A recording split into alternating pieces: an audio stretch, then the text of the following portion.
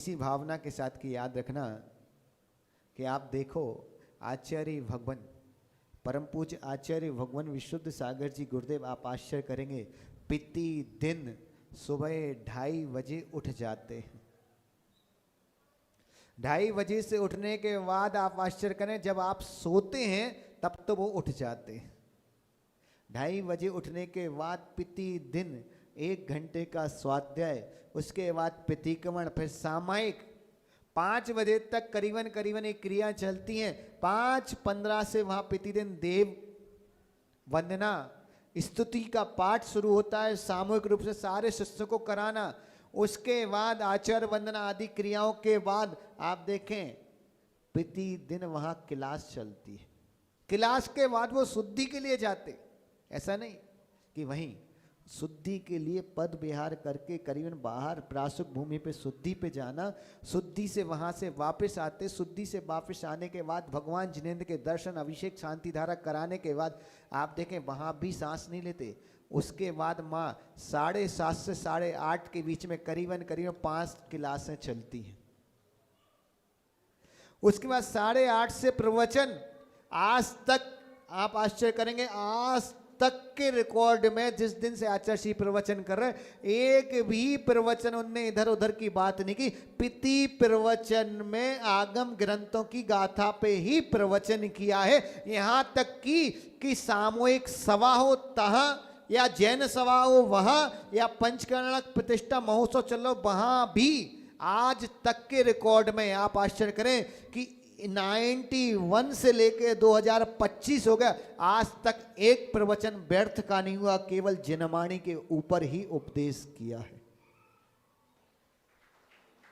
उसके बाद आहारचर्या के बाद आके इरियापद भक्ति, और आप देखें इरियापद के बाद 25 साधु 30 साधु रहते हैं विराजमान संघ में हमेशा।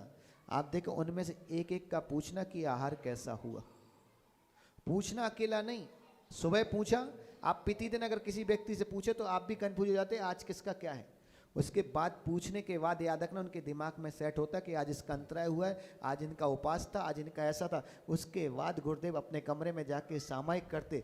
1:30 बजे से 2 बजे तक स्वतंत्र अध्ययन करना, 1 सेकंड भी दोपहर में कभी सोते नहीं।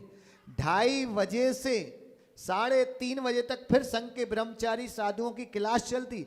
3:30 बजे से 4:30 बजे तक सामूहिक स्वाध्याय होता है।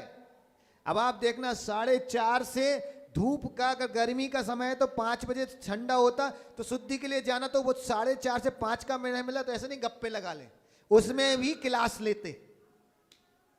और आप देखें उसमें क्लास लेने के बाद आश्चर्य की बात देखें, शाम को शुद्धि जाना, शुद्धि के बाद आकर भगवान जिनेंद्र के देव दर्शन आदि करने के बाद प्रतिक्रमण करना। सामूहिक प्रतिक्रमण के बाद जो सुबह पूछा था ना कि आज इसका अंतराय इसका, वहाँ ब्रह्मचारी भैया जो सावक जो अच्छा शोधन कर सकते युवाएं, उनकी ड्यूटी लगाना कि भाई इन महाराज जी के साथ आहार के लिए जाना। हमें खुद इस बात का आश्चर्य लगता है कि आप आश्चर्य करेंगे, वो व्यक्तित्व केवल 2 अन्न लेते हैं आचार्य विशुद्ध सा, कितने? केवल 2 अन्न, दाल और रोटी। सारे फल में से कोई फल नहीं लेते, कोई तला आइटम नहीं लेते, कोई किसी भी प्रकार का जूस नहीं, नारियल पानी कुछ भी नहीं लेते। और यहां तक कि आप आश्चर्य करेंगे उसके बावजूद ना नमक लेते हैं, ना मीठा लेते हैं, ना तेल लेते हैं, ना दही लेते हैं। 4 प्रकार के रसों का त्याग। आप कल्पना करो आपको केवल दाल रोटी सब्जी रोज मिले तो मुंह बना दोगे। वो प्रतिदिन ऐसा भोजन करने के बाद, और यहाँ तक कि ये नहीं कि जिसमें से होते, देखो स्वाभाविक होता है कि कुछ लोग अच्छा आहार कराना जानते, कुछ एक्टिव नहीं हो पाते। तो याद रखना एक्टिव ब्रह्मचारी भैया जितने हैं उनको अपने संघ के साधुओं के साथ ड्यूटी लगाते, और जिसको कुछ नहीं बनता उसको अपने साथ ले जाते। लोगों को लगता कि भाई आचार्य 2 ब्रह्मचारी ले गए। याद रखना कभी भी 2 ब्रह्मचारी, एक ब्रह्मचारी अपने साथ नहीं रखते। इसलिए रखते कि भाई इसको नहीं बनता, हमारा गड़बड़ हो जाएगा, चल जाएगा, लेकिन हमारे निमित्त से किसी साधु का आहार गड़बड़ नहीं हो जाए। ये उनके अंदर साधु भक्ति है। यहां तक कि आप आश्चर्य करो, ये सारी क्रिया करते करते 7 साढ़े 7 की प्रोसेस हो जाती। 7:30 से 8:30 उसके बीच में ठीक 7:30 से थोड़े पहले सारे ब्रह्मचारी भैयाओं को समय देते, किसी को कोई तकलीफ तो नहीं, 5 मिनट में सबसे बातचीत करना, पूछना।